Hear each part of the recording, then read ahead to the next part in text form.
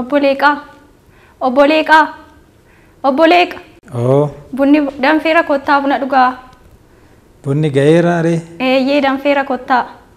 Tole. Hayyee. Nooraa. Attam jirtu nagaadha? Attam ooltan? Nagaa keessani? Bariin nagaadha? Nagaa. Isin nagaa? Nagaa. Qeen nagaa? Maatiin horteen? Nu bira nagaa. Jabbii waatiin? Hunduu nagaa. Ollaan hunduu nagaa? Nagaa nagaa. Isin bira akkam?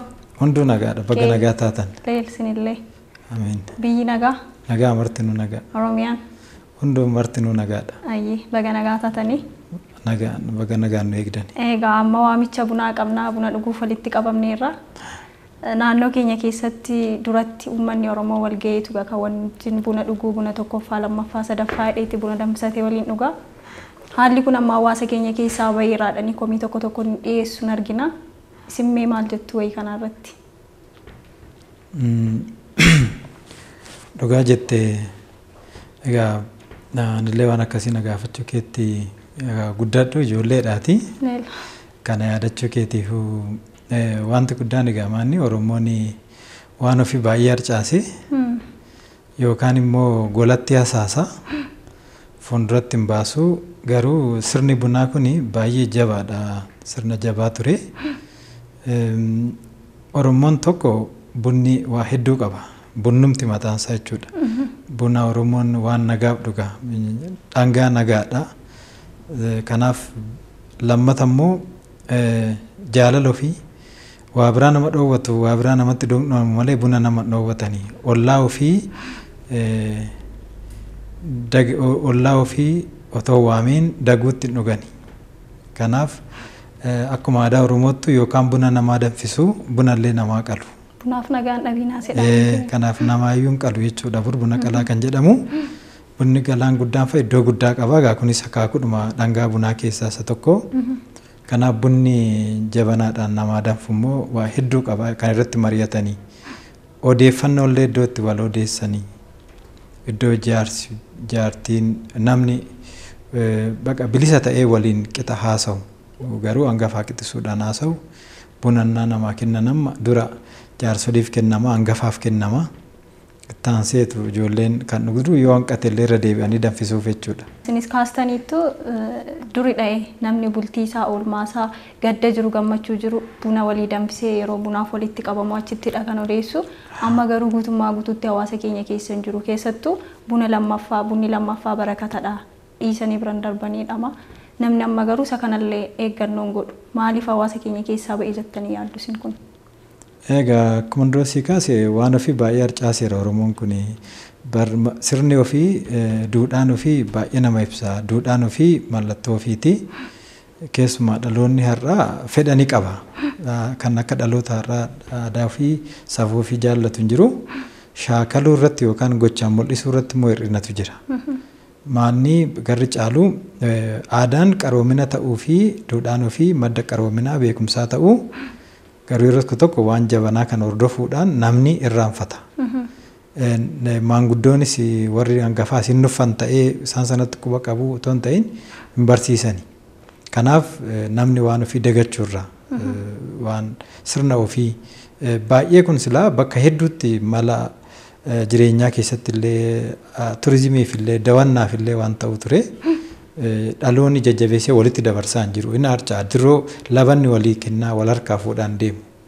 Kanaaf hir'inuma akkuma aadaa kamiyyuu wanti Oromoo kun qoratamee egaa sirna qabatee sirnaan yaa'ee waliin ittiin jiraachuu irratti waa hedduun nu hafa.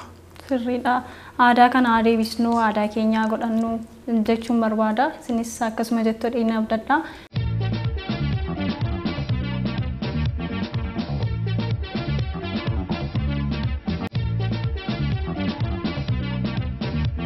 Mee obboleeqaan eenyudha? Ani egaa maal jedheen of ibsa akkan ta'e hin beeku. Egaa akkuma nama kamiyyuu akkuma Oromoo tokko jedheen of fudhadha. Baay'inaan nama qorqalbii Oromoo qabudha. Jechuun nama baay'inaan Oromoo fakkaadha. Egaa waan kana jedhee kanuma kan ga'u Oromoo ta'uun kiyya yoo hin jedhee waan biraan immoo wanti na ibsu gaa yeroo baay'ee immoo mana barumsaa kana baadiyyaatti dhaladhee guddadhee anis akkuma nama kamiyyuu baradhee hojii jabanaa kanas egaa qacaramee hojjedheen as gaheen jira. Amma hin danda'e egaa waan tokko tokko dhuunfaa keerraas ka'ee akkuma dura kaaseyyuu waan uummata goona hin jaalladha baay'ee keessumaa waan aadaa Oromoo safuu Oromoo kana namatti haasa'us namnis gaafa natti haasa'u namarraas nan qayyabadhaa nan dhaggeeffadhaa kanaaf foolii akkasii kana baay'ee nawwa. Nama akkasiiti jechuudha. Namni sin beekuu danda'a. Osoo sadarkaa ammaa kanarra hin ga'iin obboleeqaan eessatti immoo dhalatanii guddatanii barnoota haala kamiin baratanii ammoo maalirra jiru gabaabumatti? Ani akkuma ijoollee kamiyyuu baadiyyaatti dhaladhe asuma naannoo Amboo kana bakka ani itti dhaladhee aanaa Jibaatee jedhama. Kanaaf baadiyyaa bakka Goodaa Boroo yookaan Cittuu jedhama. Jabbii tiksaa farda taphachaa caffee keessa waan akkasii gochaan egaa guddadhe tokko hanga 6 lafa sa'aatii tokko ol deemeetiin baradhee achi immoo dhufee dirreen cinnee kan jedhamtutti kutaa 7 baradhee sana booda immoo mana barumsaa sadarkaa lammaffaa Amboo amma 11tti kutaa 12 Gudaritti hojjedhe. Egaa sana booda barumsa akka carraa maatiriikii nan kufee kutaa tuqaa 6 na jalaa dhufee dogoggoraan hojjedhe wayii tokko ture yeroo sana kutaa qabxii 2.8 yuunivarsiitii galu duubatti nafee egaa wanta nan keessa darbes waan baay'eetu jira. Sanarraa kan ka'e gara Finfinnee kana ijoolleen eessummaan kiyya tokko hin jiru na jajjabeessanii waan barnoota irratti xiqqoo haga tokko maan jedhu na jajjabeessanii asif baradhee yuunivarsiitii Finfinnee sadarkaa diploomaatiin baradhee galgala achi bahiin gara Baalee kana hojiidhaaf dhaqee dhaabbata inni Joondee jedhamu achi gara waggaa 3 walakkaan hojjedhee baay'ee hojiin baay'ee jaalladhudha. Tokkoffaa uummata Oromoo Baalee baruun dhaaf carraa guddaa naa uume. Warra sikkoo mandoo kana jechuudha. Arsii walumaa gala baree hedduun jaalladha ture uummata sana wajjin baay'ee walitti dhufeenya guddaan qaba. Waa hedduun isaan irraa qoradhee dura abbaan kiyyaa yookaan Baalee yookaan Boorana dhaqee hojjedhu naan jedhaa tureyyuu. Maaliif akka naawwan hin beeku ture. Baalee baay'ee jaallatu turan. Boorana Baalee baay'ee jaallatu turanii. Waa'ee aannan xunxoo jedhama qabeen namaa fidan qoraasumaan kana baay'ee aannan isaan dhaqee dhugee akkuma si jaallattu kana natti muduree hawwiin koo sunuma ta'e jechuudha. Waggaa 3 walakkaa qotee bulaa amma humna kiyyaa inni Joon hojjedha baay'een barsiisee baay'ee wajjin hojjechaa ture. Egaa achi deebiin immoo digirii koo galgalan baradhee barumsa manaajimentii jedhamuun achi immoo isa xumureen digirii koo lammaffaaf immoo Masters of Business Administration bulchiinsa daldalaa jedhuun yuunivarsiitii International Leadership Institute jedhutti baradhee isas galgala. Qabxii magaariin sarrasinan xumuree amma mallee barachaatiin jira Mastersii biraa digirii lammaffaa xumuruu gaheera. Kana keessan darbee waa kitaaba wayiis egaa waa caccaareera uummata jedheetiin waanuma hin danda'u waanuma iddoo inni jiru kana yeroo baay'ee gara maccaa kanatti gadaan Oromoo kun wajjin wal qabsiisee hir'ina guddaatu jira. Gadaan maccaas gumaacha qaba. Maaliif gaafa lallaba walaabuu dhufanii ilmaan maccaa kun akkitoon maccaan cittee tuulamaan cittee sireen maccaan cittee jedhanii gargar bahanii walaabuu seera waraabbatanii odaana beetii bahanii bisilitti seera tumatanii seera fudhatanii hamma dhaqanii noolee jedhanii jechuudha. Ani yeroo baay'ee Wallagga jechuun jaalladhu nooleedha. Namni Wallagga jedhamu hin jiru lafa qabna waloo qabna malee nama nooleedha. Amma nooleetti jechuudha. Amma sayyootti maccaatti dhaqamee asiin amma iluutti seera kana fudhatanii deemanii baay'een dubbatamu. Maaliif akka ta'e hin beeku. Fakkeenyaaf gadaan sikkoo mandoo gadaan Boorana kaabaa kan Sabbo Goonaa barraa'ees dubbatamee jira. Macca keessatti laafee jira. Fakkeenyaaf wiirtuun gadaa maccaa as naannoo kana naannoo Amboo Saammaloo kan jedhamu dirreen kun bira darbameera. Warri immoo hayyoonni kanarratti warri seenaa baratan warri anthropologistoonni warri hundee dhala namaa sirriitti qoratan waa'ee sirna hawaasummaa warri sooshaalistiidhaan kun maaliif akka isaan callisan hin beeku. Akkuma ani immoo isaan eegurra eega isaan callisanii eega isaan ciisanii ani immoo isaan mallee kakaasa jedheetuun waan tokko tokko akeekee garuun wanti arge gaariidha.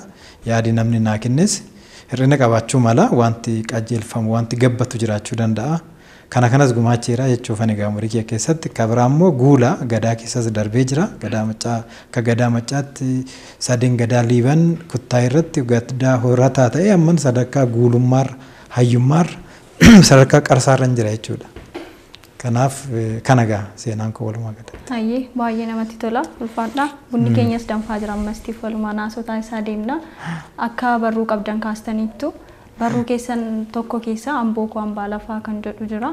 Wayii amboo hambaa lafaa wajjin wal qabate artistoonni baay'ee yeroo san wayii amboo lafaa kana dudubbatan ni argina. Artistii weellisaan Caalaa Bultumeerree amboo koo hamboo lafaa sirraa nafu kan jedhu sirba wayii ni qaba. Amboo hambaa lafaa kun seenaa akkamitti qabame? Seenaa adda ta'e waan amma kana kee leellifamuuf sababni addaa isaa maalidha? Amboon egaa hambaa lafaa kun akkuma nama dura seenaa sii ka'e wajjin wal qabata. Amma fakkeenyaaf Finfinneen kun Oromoodhaaf handhuura lafa addaati. Lafa safuuti, lafa jifuuti. Kanaaf Oromoon marti Booranaa ka'illee akkuma sin jedhe saggoo boonallee ulfaadhu saggoo boonallee as dhufa.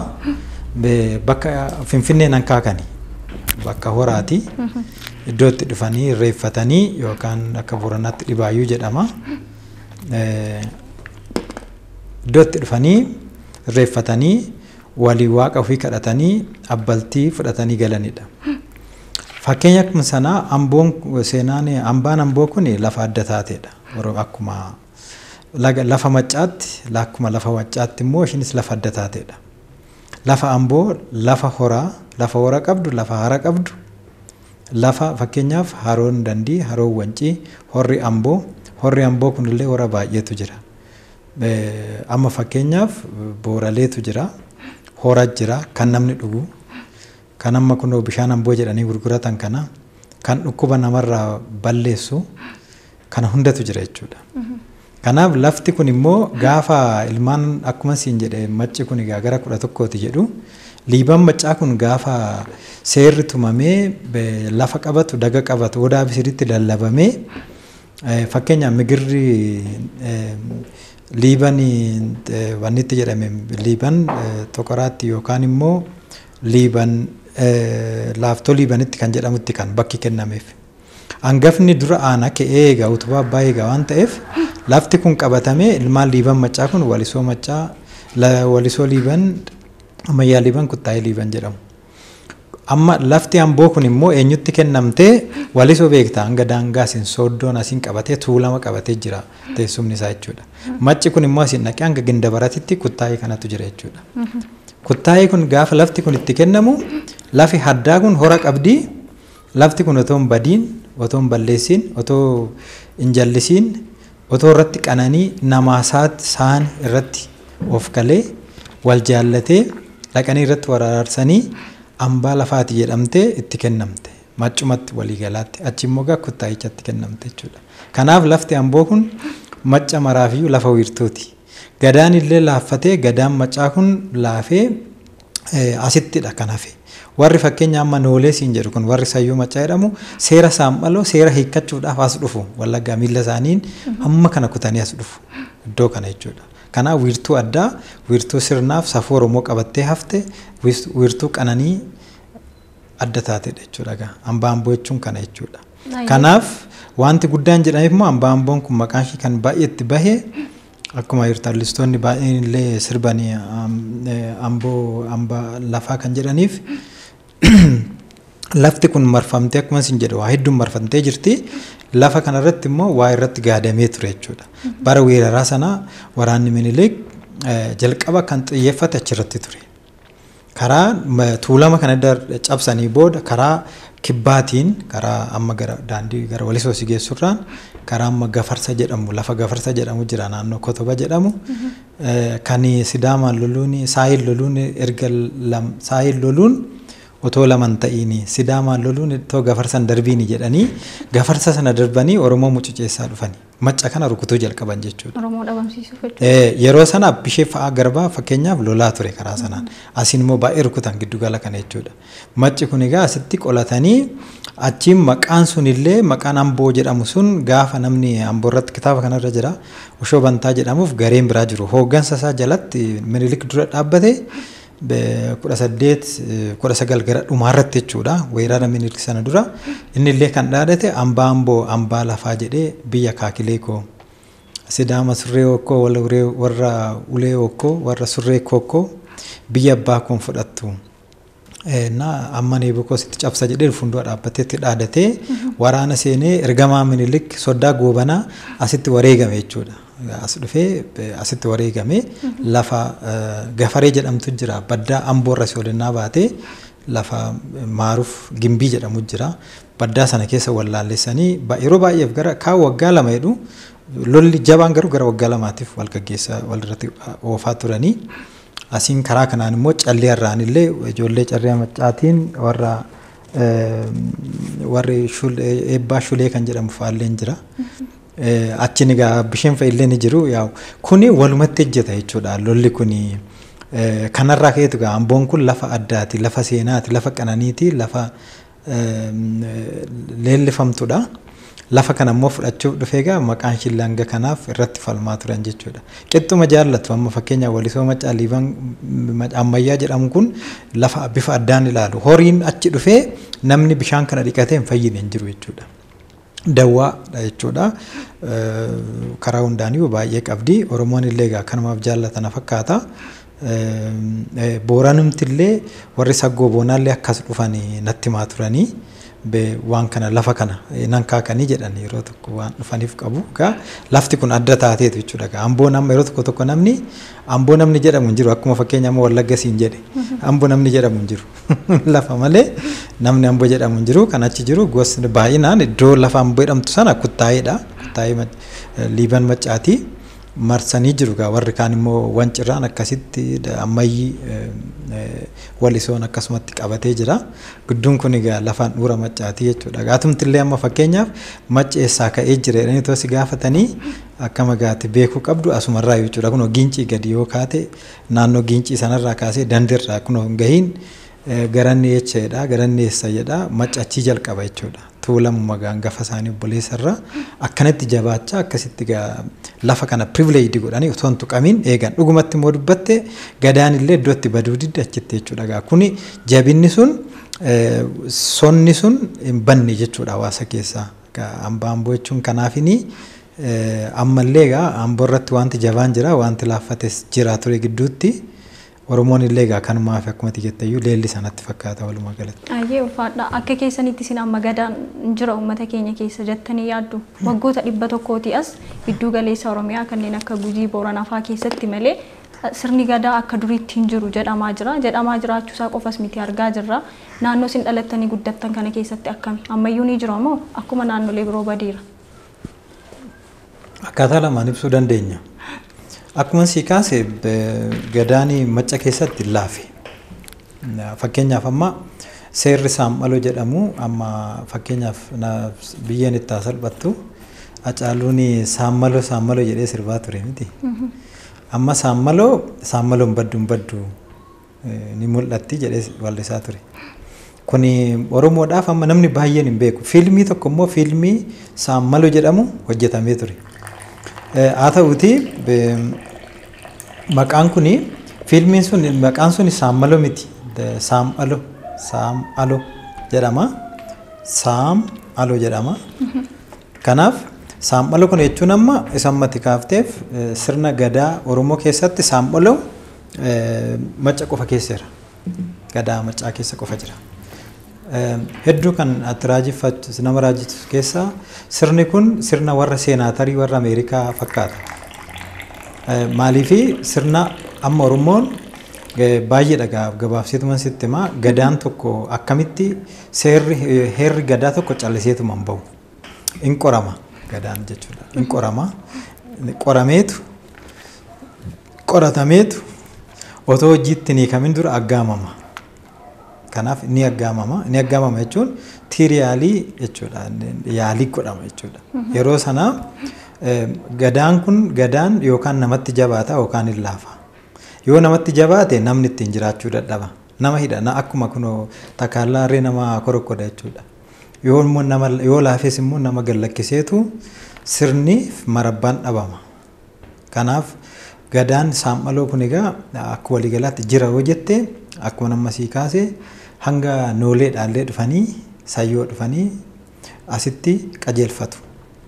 Sirni kun immoo bokkuu gurraachi jedhamu bokkuun ganamaa jabana minilik baduuf ture egaa weerara minilik sana warra ammayyaa harka ture warra hangafa laaftoo saammaloo jibaat bakka jedhamurraa jibaatii ka'ee laaftoo saammaloo kan jedhutti tumamee fakkeenyaaf hayyichi saammaloo jedhamu achitti lallabe seera kana seera baay'ee achitti qajeelchee baazwee naa kunis achitti immoo godhamu hayyichi makkoo biliis odaa bisilitti tume makkoo bilii mataa isaallee asumaa deeme machuma jalqabaati. Seera 65 odaa bisilitti tumee kanaaf immoo achi nooletti tumee 100 seera 100 tume jechuudha. Heerri makkoo biliyaatti jettu jechuudha. Hayyichi immoo saammalos akkasuma ture. Asitti tumee laaftoo saammaloo jedhamu dirreen cinni bakka jirtu sana gooroo sirbaa jedhamutti tumee gadaan achitti itite jechuudha. Bokkuun kun immoo achi bahee dhufee akka amboo hir'ina tureenii jabana weerara sana tureenii baay'ee seenaa baay'ee qaba gadaan hin laaffate hin ciise akkuma amma kaafte gadaa sana immoo kaasuu gadaa dammaqsuudhaaf gadaan akka sirni namni ittiin bulu fiduuf fidaniit as bokkuu amboo bokkuu cittuutti gale achitti fidanii adeemsa qaba akkatti bokkuun sun achitti magarfame qaba achi baasanii immoo gadaa qixisuu immoo xuleen baasanii achitti magarfatan weerara nafxanyaa jalaa dhoksuuf jecha hanga kana gaa wajjin rakkatanii gadaan sun hin cinne. Fakkeenyaaf anillee abbaan kiyya bara Hayila Sillaasee keessa dhokataniitu buttaa qalan. Gadaan keenya mana keenyatti hin cinne. Fakkeenyaaf gadaan yoo akaakuu 3 ol bara 3 ol gadaa 3 ol hin cinne saammaloo taata. Qaamisii kennamee qaama saammaloo irra teessa. Bokkuun amboo ammallee sirriitti hojjetaa jira. Xuleesuma hojjeta. Bokkuun ammayyaas walisos bidoonis hin hojjeta. Isaan kun hunduu wiirtuun gadaa kun hojjetaadhuma jiru. Keessaan bokkuu cittuu sirriitti hojjeta. Anillee yeroo darbee dhaqee anillee maatii keenya wajjin wal qabatee sirna hora hamboo eenyu saaqaa ture. Ayetuu kan jedhamu irreeffata ture. Bantaa Alangaa kan jedhamu waggaa 130 akaakileen kiyya achitti kurma qalanii irreeffatama ture. Hora ayetuu jedhama. Sirni sun karaa qabsiisuudhaaf seera qabsiisuuf sirni sun akka banamu godhame achirratti qajeelfama adda addaa ture hir'ina tokko ture. Buna keessan dhugaa. Achitti deemnee anillee achi keessa ture yaa guula sigaa waan hin ta'eef hayyuu waan hin tureef abbaan kiyya waan dadhabaniif dhaqeen ture jechuudha. Sirriitti hojjetaa jira. Inni guutummaatti namoonni waan adii maratan hundumtuu abbaa gadaan kun waan wal make qaba keessumaa macca keessatti. Gadaan abbaan gadaa abbaan bokkuu seera qaba. Abbaan bokkuu shanan salgan booranaa kan jedhu keessatti jabbilee mooraa tokko yaatu kan wal biraan hafnetu jira. Yaa'in salgan booranaa kun. Salgan boorakaan kun the council of gadaa jechuudha. Miseensota gadaa guuttatee bulchiinsi gadaa tokko paartiin gadaa tokko deemuu qabudha. Isaan kun gadaan dhommoqaadha waan ta'eef yeroo yeroodhaan guuttachuu danda'a. Hayyee maatii keessan naa kaastanii turtanii maatii keessan keessaa akaakayyuu yookiin abbaan keessan sirna gadaa kana keessatti qooda qabu ture ammoo isinitti dabarsanii isin gahee qabdan qabdu sirna gadaa kana keessatti. Saanumarraa fudhannee gadaan gargar hin cinne jechuudha. Nu biratti gargar hin cinne takka abbaa kiyya bar fakkeenya leeqaa leenjisaa waldee Oshoo Bantaa Alangaa jechuudha. Bantaa Alangaa siin jedhu sun nama hora amboo irratti irreechi amboo ayeetuu jedhamtu karaa kun mannaara durii beekta achiin karaa sanaan dhaqamee eebbifama. Buufata konkolaataa amboo ka'uu beekte karaa sanaan achitti irreeffatama ture. Irreessa kana irratti akkuma siin jedhe ambaa ambooyyuu kan jechisiise irreecha kanaaf eessaa dhufa jedhan maciituu lamni marti dhufee asitti irreeffata jedhan. Kanaaf tokkoyyuu gaa kan jechisiise amboon lafa ambaati jedhamtuyyuu tokko kana jechuudha. Jiddu amma irreechi sun deebi'ee jira argiteettami sirnaan qoratamee barbaadamee manuma qopheessaa keessatti illee barreeffamoonni waan akkasii hedduu argamantu jira. Dan kitaaba kana barreesseen argee kanasitti agarsiisa jechuudha. Gadaan waan buburrate qaba, waan hir'ate qaba. Fakkeenyaaf gadaan akka sikkoo mandootti booranaatti wanti sirraa'u jira. Namni martiyyuu fakkeenya abbaa gadaa namum tokko ta'a. Namni inni kaan miseensa gadaa ta'a. Guula taatati. Fakkeenyaaf qadaadduu kan jedhu jira, walaansaa kan jedhutu jira. Isaan kun sirna gadaa ittiin gadaa wal to'atu. Check and balance ittiin to'atamutu jira. Erga aangoo gaddi sabtee asitti abbaa gadaan jedhamtu. Abbaa gadaa jedhamaan haftuati. Gaheen hojii keessanii maalirree ammas hin achi keessatti? Ani guula kaasiin jedhee jira. Hayyuudha, nama qajeelchuudha. Guulla fakkeenyaaf gara Arsii keessatti qarsaa jedhu. Amma Tuulama keessatti immoo hayyicha jedhu. Nu biratti immoo guula jedhu. Macca keessatti tokkuma dhaamsisaa jechuudha. Yookaan immoo Booranni immoo yuba jedhu. yuba jechuudha. Kana yuba tokko, yuba lama, yuba sadii jedha. Akkasitti deemama jechuudha. Gadaan egaa umrii kee keessatti dirqamas mirga sii kenna. Hamma dhaqxee kitaaba sana dubbistee ta'uu ta'ee 40 olitti xiyyaa tokko si waliin qajeelchemi mirgi kee dabalaa deema. Qananiin kee kunuunsi kee. Hanga 40tti immoo dirqama keessatti dabalaa deema. Dirqama kee mirga hin qabdu jechuu miti. Dirqama bahuu qabda. Gadaa keessatti mirga sii kenname fudhachaa dirqama keessa immoo bahuu qabda. Kana lamaan sitti agarsiisa. Akkuma waliigalaatti garuu ijaaramni gadaa maccaa kun sirriitti jabaachuu lafa qabachuu qaba. Hin jiru jechuu miti.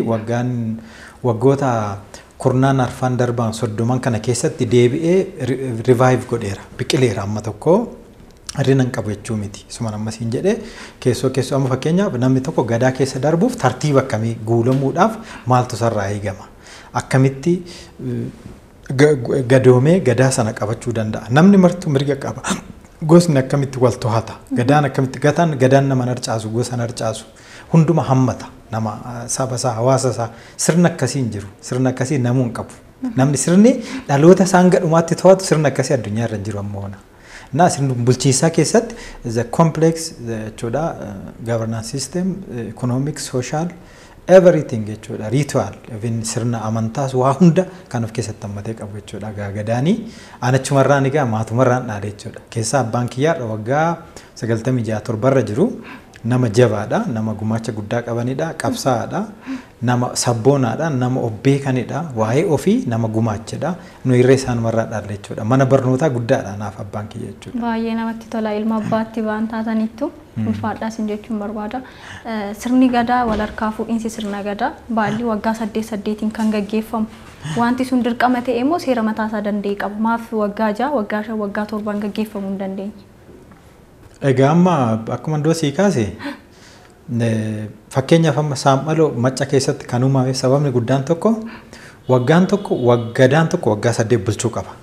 Sababni waggaa 8 ta'e maaliif akka ta'e beektaa? Har'a taa'ee naan laalu aniyyuu kitaaba keessatti intareetiin ture. Maaliif ta'e akkamitti ta'e kan jedhu kun sababa kaasa ture namni. Gadaan tokko seera tokko abbaan gadaa qabatee waggaa 4 irratti seera tuma. Waggaa 4 irratti seera baasa. Diraaftii seeran. Ni aggaamama seerri sun. Seerri sun waggaa 4tti baheet waggaa 8ffaatti gumii gadaatti dhiyaatee wanti inni wayyeessu sun ragga'a. Laaligaa seerri kun qoramuu qaba. Calluma hidhee gadaa keessatti wanti heera ta'u heerri kun itti fufa. Maaliif gadaan heeraan safuun qajeelaadha. Oromoon gaafa heera baasu waa hedduu laala, uumaa laala. Seera kana qorachuudhaaf qayyabachuudhaafatti akka salphaatti miti. Holqa bulu. Anillee umurii keenyaa gadoomnu dhaqeera. Holqa bulu. Fagoo deemu bakka simbirri namatti wayne bulu. Agabuu bulu. Ciisaniit abjootaniit abjuu hiiku. Hayyuu baay'ee tiika. Waan namatti mul'ate sana fudhatanii galu. Isatu seeratti jijjiirama. Baay'ee qorachuu gaafata, yeroo baay'ee gaafata. Ol ka'aniituma miirumaan waanuma lafa hin qabanne wayii waanuma ija biduwaa nama birriftu wayii fuudhanii heeran godhani. Kun yeroo baay'ee fixa. Inni aggaamama ammoo akkuma siin jedhee gaafa aggaamamu sana immoo gaafa yaaliidhaaf seera sana hojiitti hiikuuf yaalan yookaan ni jabaata yookaan ni laafa. Guutuu hin ta'u jechuudha. Kanaaf waggaa 8 bulcha jechuudha. Gadaa san deebisanii waamuun immoo jilli gadaa jechuun baay'ee guddaadha.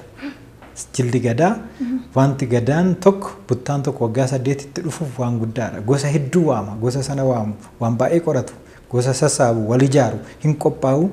Kun immoo yeroo baay'ee fudhata. Kanaaf waggaa 8 ta'a baallii walii kennuun. Baallii nu biratti amma gara Booranaaf gara Arsiif Boorana Kibbaatti Sikkoo Mandoo fi Sabboof Goonatti baallii jedhama. Gara Maccaaf Tuulamatti immoo Bokkuu jedhama. Akkasitti gaa bokkuu walii dabarsuun baallii walii dabarsuun akkasii jechuudha. Akkasitti deema. Yeroon isaa sirriidha jedheetiin fudhadha. Fakkeenyaaf amma immoo tariigaa jabana kana jabana teekinooloojiin dhufee sirna akkasiitiin egaa gadaan tokko 8 bulchuun fakkeenyaaf Ameerikaan 4 godhan miti walakkaa isaa achumarraa fudhatanii jedhu eessaa fidan yoo jedhan aadaa akkasiin qaban.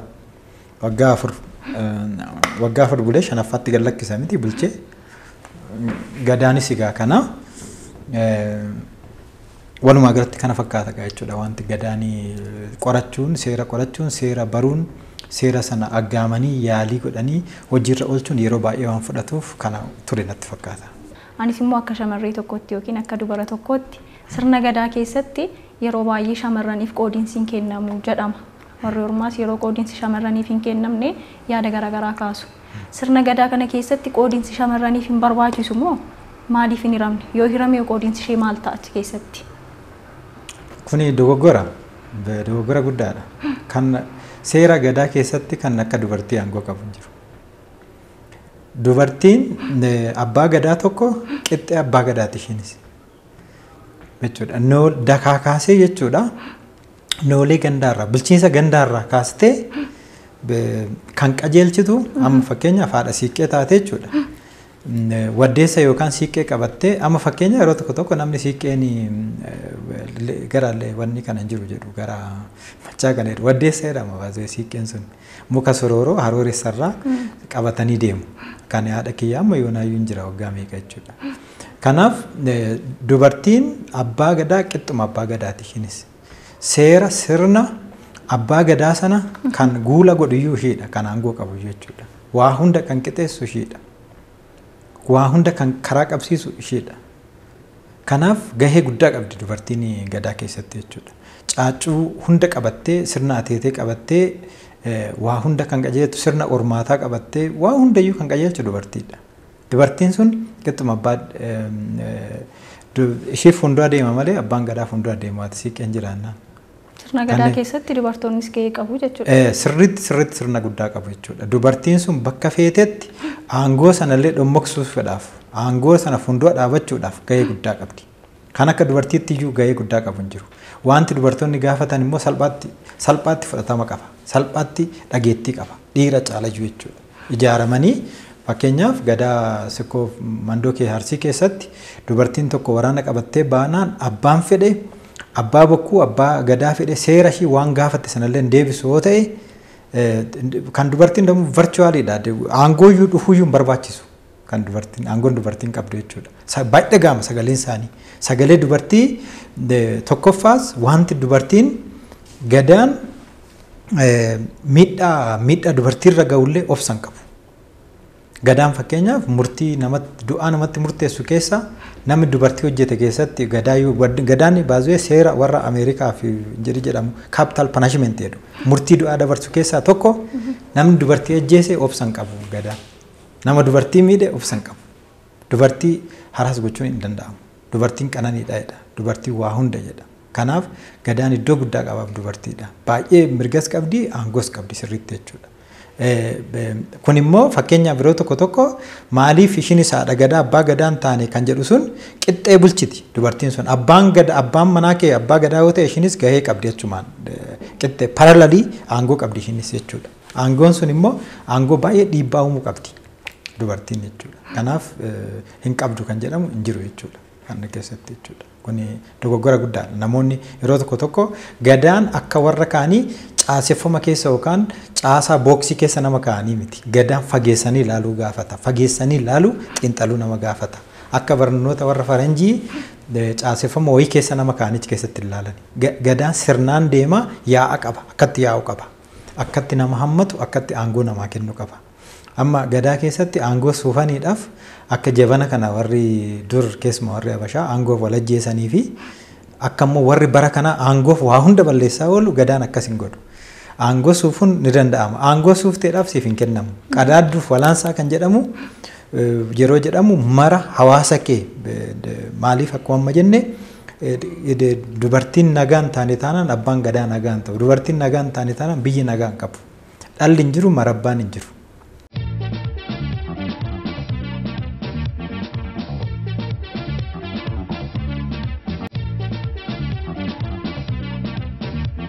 Ammaaf gaaffiidhumaan isiniif qabu tokko abbootiin gadaa sagantaa garaagaraa irratti yeroo isaan waltajjii irra bahanii eebba garaagaraa dhiyeessan ni argina. Hayyoonni tokko immoo sun sirrii miti jedhu. Eebba kan eebbisuu qabu namoota abbaa waayyuu abbaa qaallu yookiin immoo namoota arrab qareeyyii ta'antu eebbisuu qaba malee abbaan gadaa waltajjii irra bahee sagantaa akkasii irratti saaqinsa gochuun sirrii miti jedhanii yaada kaasu. Wanti kun sirriidha moo sirrii miti jettanii yaaddu? Ani sirriidhan jedhan. Yaada kanaanis koomentii kana nan qaba. Abbaa gadaa jechuun baay'ee bulchaa jechuudha. Warri immoo seera gadaa keessatti gadaan sakulaariidha. Gadaaf amantii waliin dhiibu. Kan amma immoo seeruma warra kun bulchiinsa jabanaa keessatti illee kanatti hubattu kanadha. Abbaan gadaa abbaan bokkuu bulchaadha. Fakkeenyaaf abbaan bokkuullee iddoo dhufee itti riitaal aasaa kabajaa aasaa ulfinaa godhudha. Abbaan gadaa immoo ni qajeelchaa raawwii gadaa sirnaan raawwata waan raawwatamu mara. Dirqama hunda waan nama siin jekaa salgan yaa'ii Booranaa jedhamu sana waan gadaa nammate naqate sana hunda namaaf dhala namaaf waan tolu hunda hojjeta. Kanaaf isaan kun qaalluu waayyuun hayyuun ayyaantuun arraba qareeyyiin risaa baay'eetu jiru isaan kun warri kenna qaban isaan kanarraa bareeda eebbi isaan kun immoo fakkeenyaaf Oromoo biratti qaalluu kan jedhamu kunillee aadaa Oromaarraa dhufe ayyaantuudha. Ayyaantummaan Oromoo biratti kenna waaqaati uumaadha. Namni karuma amantiillee fudhatte ayyaantummaan dhalata. Kan ammoo gaafa dhalatu Rabbi nama mil'atee nama qaccee namaa wajjin hidda namaa wajjin namatti dhufa. Ayyaantuun gosa keessaa tokkicha abbaa. Kan ammoo gosni muddateetu gadaanis eebbisaaf. Warra ayyaantu suniif gadaa waliin dhiiban. Kanaafi sirna sana keessatti eebbarratti isaan eebbisuu qaba. Egaa amma maal ta'ee aadaan warra kushti kuni aadaa warra Afrikaa kun amantaaf waamarti sirni kamtuu wal keessa jira. Adda adda baasuun nama rakkisa yeroo tokko. Yeroo bulchitu suma waaqeffatta yeroo waaqeffattu suma bulchita. Yeroo waa dubbattus sirna amantaa keessa jira. Kana wal keessa jira waa'ee warra kushti kun. Kanaaf Oromoodhuma dabalatee jechuudha. Kanaaf gargar baasuun dadhabame natti fakkaata. Aadaa ta'ee barsiifata ta'ee itti fufe malee isaan kun eebbaaf waamamuun qaban dirqamni isaanii uummata bulchuudha uummata qajeelchuudha waan badee soroorsuudha isa jabaa isa sirrii ta'e immoo itti fufsiisuudha akka dhaloonni ittiin jiraatu gochuudha kanarratti kan isaan jedhu xiyyeeffachuu qabanii kan jedhu yaada qabanis. Ayyee ulfaadhaa dhumarratti dhaamsa yoo qabaattan daawwattoota keenyaaf. Egaa sinis miidiyaan kun reef dhalattu guddadhaa gaa sinis jabaadhaa dagaagaati akkuma Oromoo ta'a akka Oromootti guddadhaa bal'adhaa Oromoo qaqqabaa kanuman jedha. Ayyee mana keessan teessanii kan daawwachaa jirtan sagantaa koottaa buna dhugaa obbo Leeqaa wajjin taasisnedha. Obbo Leeqaa akkasuma buna waliin dhuguun nutti baruu wal wajjin wal argine wayii saba keenya irratti yeroo tokko dubbanna. Bunaaf nagaan dhabinaa hidhee wal eebbisa Oromoon eebbaan ulfaadhootis nagaatti oli anis gara gaa hojii kootti hin deema. Tole haa ta'u oolmaa gaarii. Tole jedha.